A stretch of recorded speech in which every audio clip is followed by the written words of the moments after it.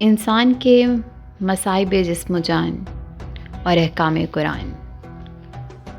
سورۃ التغابن، آیت نمبر 11 تا 13۔ آیات اور مفہوم آیات۔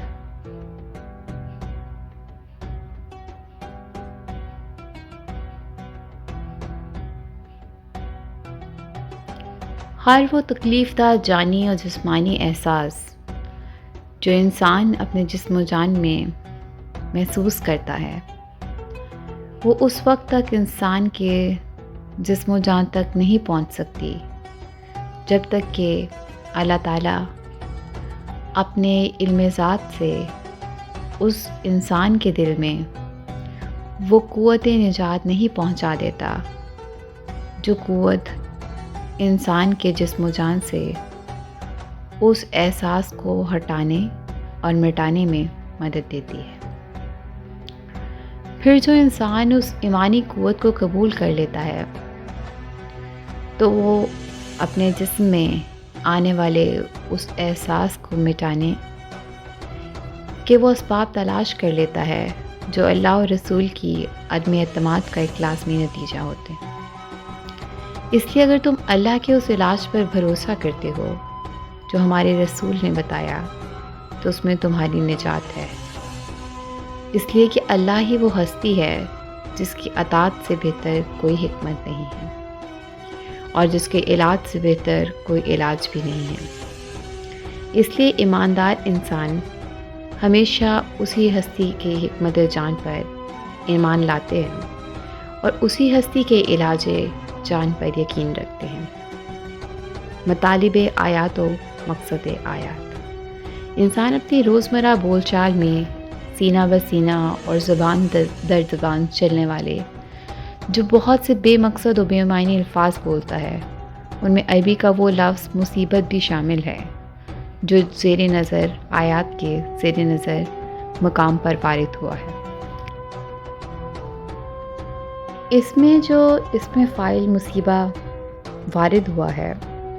اس کا لغوی معنی سر کے بالوں کا جوؤں سے بھر جانا ہے۔ اس لیے جب بھی انسانی زندگی میں کوئی چھوٹی یا بڑی، کوئی انفرادی یا اجتماعی مصیبت آتی ہے تو انسانی زندگی بھی رنج و درد سے اسی طرح بھر جاتی ہے جس طرح انسانی سر جوؤں سے بھر جاتا ہے۔ اور ہم نے بھی اس معنوی مناسبت کی بنا پر لفظ مصیبت کے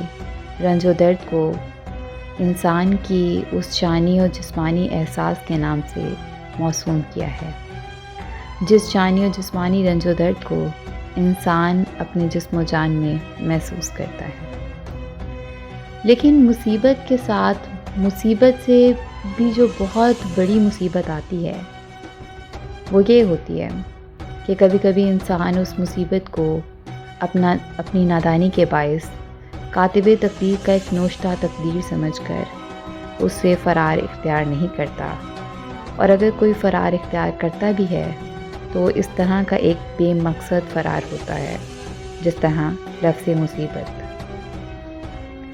اس کے لیے ایک بے مقصد لفظ ہوتا ہے۔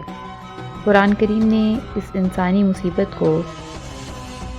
58 مقامات پر موضوع سخن بنایا ہے، لیکن مصیبت کے بارے میں قرآن کا وہ فیصلہ کن مقام صرف 3 ہیں جن میں قرآن نے مصیبت کے بارے میں اپنے وہ 3 قوانین بیان کیے ہیں، جن قوانین میں سے پہلا قانون سورۃ الحدید کی آیت نمبر 22 میں اس طرح بیان کیا گیا ہے کہ ہماری زمین کے جسم اور ہمارے اہل زمین کی جان کو اس وقت تک کوئی مصیبت نہیں پہنچ سکتی جب تک کہ وہ مصیبت ہمارے نظام فطرت میں شامل ہو کر ہماری کتاب فطرت کا ایک حصہ نہیں بن جاتی۔ قرآن کے اس قانون کا خلاصہ یہ ہے کہ ہماری اس زمین میں ہمارا جو نظام فطرت کار فرما ہے، اس نظام فطرت کے تحت جس میں زمین اور جان اہل زمین پر اس وقت تک کوئی آفت نہیں آتی جب تک اس نظام فطرت میں اس آفت کا کوئی سبب پیدا نہیں ہو جاتا، اور وہ سبب ہماری کتاب فطرت میں درج ہو کر نافذ العمل نہیں ہو جاتا۔ اس لیے انسان جب تک کتاب فطرت میں درج ہونے والے ان غیر فطری اسباب کو روکتا رہے گا،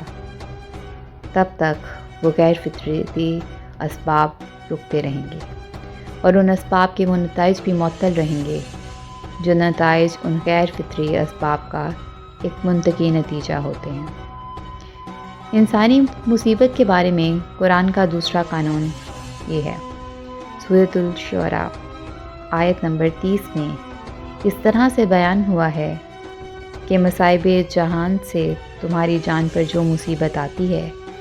وہ اس جہان میں تمہاری اپنی ہی کسی منفی قوت جان کا ایک منفی رد عمل ہوتی ہے۔ حالانکہ تمہارے بہت سے منفی اعمال کے منفی نتائج سے اللہ تعالیٰ تم کو بچا بھی لیتا ہے، اور انسان کی اس مصیبت کے بارے میں قرآن کا تیسرا قانون یہ ہے جو سورۃ التغابن کی زیر نظر آیات میں بیان ہوا ہے، اور اس قانون میں یہ ارشاد فرمایا گیا ہے کہ ہر وہ تکلیف دہ جانی اور جسمانی احساس جو انسان اپنے جسم و جان میں محسوس کرتا ہے، وہ اس وقت تک انسان کے جسم و جان تک نہیں پہنچ سکتا جب تک کہ اللہ تعالیٰ اپنے علم ذات سے اس انسان کے دل میں اس کی وہ قوت نجات نہیں پہنچا دیتا جو قوت نجات انسان کے جسم و جان سے اس احساس کو ہٹانے اور مٹانے میں مدد دیتی ہے۔ لیکن ہم نے اپنا اخذ کیا ہوا جو یہ مفہوم پیش کیا ہے، اس کے لیے قرآن نے بِإِذْنِ اللہ کا لفظ استعمال کیا ہے،